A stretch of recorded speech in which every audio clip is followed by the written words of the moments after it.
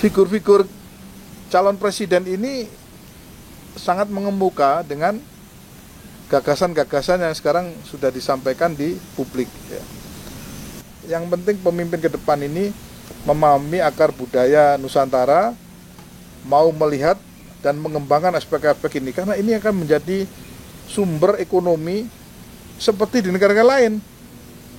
Nah, manajemen-manajemen yang terkait dengan pemberdayaan kebudayaan inilah harus tercermin dalam figur-figur pemimpin nasional ke depan.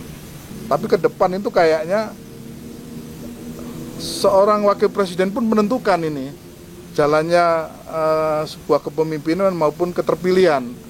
Karena kita belum pernah membahas siapa wakil presiden yang cocok dan sebagainya. Kalau menurut Bang Ohio, tadi disampaikan oleh Gus Andi, Wapres juga menentukan nih. Bagaimana menurut Bang Ohio? Ya, Wapres ini, profiling Wapres ini sebenarnya kita sekarang harus melihat Wapres ini bukan lagi sekedar dia ban serep ya. Tapi Wapres ini adalah sebagai mitra atau partner dari presiden yang terpilih. Jadi ini kan satu paket. Pemilihan pilpres itu selalu satu paket. Bukan kita pilih presiden, tetapi kita pilih pemimpin yang menjadi presiden dan wakil presiden. Dia harus berpasangan. Tidak bisa nanti dia sendirian jadi Wapres, nanti dia tunjuk suka-sukanya Wapres, yang tidak bisa. Jadi ini harus satu paket. Nah, bicara tentang profiling Wapres, maka Wapres yang sangat bagus itu adalah sosok yang bisa menjadi penyeimbang dari kerakusan politik dari beberapa orang, entah itu siapapun yang ditunjuk jadi presiden. Nah, disinilah fungsi Wapres itu.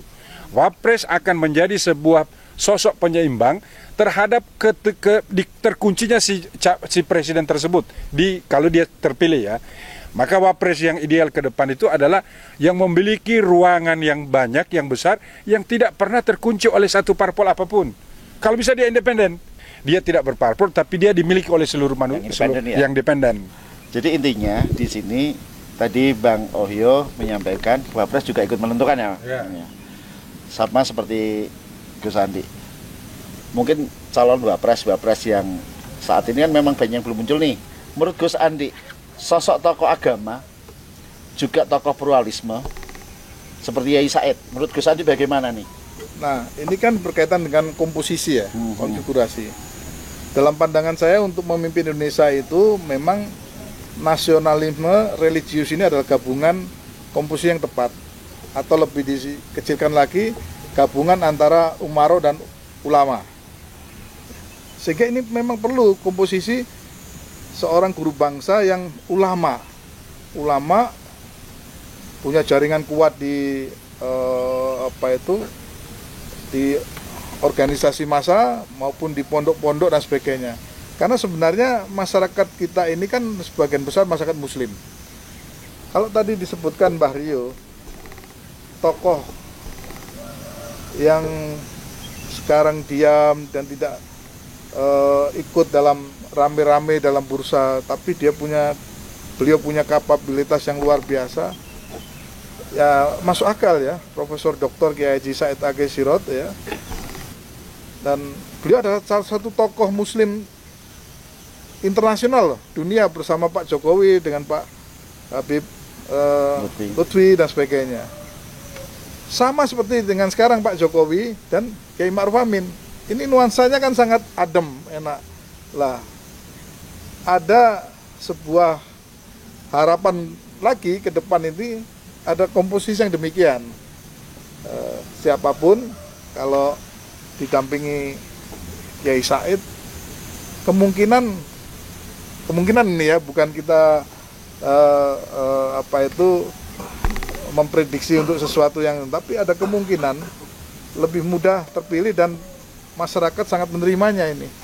Oke. Ya. Kalau menurut Bang Ohio gimana nih? Ini muncul yang disampaikan nama religinya, ketokohannya, pluralismenya itu Kiai Said. Bagaimana menurut Bang Ohio sebagai pengamat politik ini? Ini kalau sebenarnya saya melihat sosok Said Agil Siraj itu sebenarnya bukan tokoh religi ya. Dia tokoh filosof ya. Dan inilah yang kita butuh. Kalau kita bicara tentang bapak bangsa, kita ini kan ada konsep besar dengan Indonesia ini gitu loh. konsep besar Indonesia ini tidak boleh terjemahkan pakai ekonomi, pakai kekayaan. Ingat loh, amanat undang-undang itu adalah negara kesejahteraan, bukan negara kaya. Jadi beda antara kita melihat wealthy state dengan welfare state. Wealthy state itulah yang konsep ini yang dimainkan di negara Eropa. Yang penting kita kaya, kita punya ekspor tinggi daripada import. Lah ini berbeda dengan Indonesia. Indonesia ini welfare state, negara kesejahteraan. Apa ukuran sejahtera itu? Bukan karena kita punya uang atau tidak. Intinya orangnya bahagia dan senang. Nah, kita butuh filosof. Sebab saya hampir sekarang ini melihat sebenarnya presiden ini akan dikunci nanti ke depan ini. Oleh siapa? Oleh parpol yang mendukung dia. Menurut Bang Oyo, Yai Said bagian dari manusia yang konsisten atau enggak? Kalau beliau konsisten, karena sejak kita, kalau kita lihat baca, untuk melihat manusia ini konsisten kan sederhana. Satu, lihat tindakannya. Kedua, lihat pikirannya. Pikirannya ada di mana? Bukan di ketika bicara, tapi lihat buku-bukunya. Hampir rata-rata buku-buku Said Akil itu menulis tentang bagaimana datangnya Islam di Indonesia dan Islam ini mempengaruhi budaya Indonesia dan bersama-sama berkolaborasi. Dia tidak menghancurkan budaya yang ada di Indonesia, tapi Islam melebur diri menjadi sebuah budaya baru. Nah ini kan salah satu tesis dari Pak Said Akil Siraj. Artinya tidak banyak orang yang mengetahui tentang ini dan belajar secara lebih dalam tentang ini.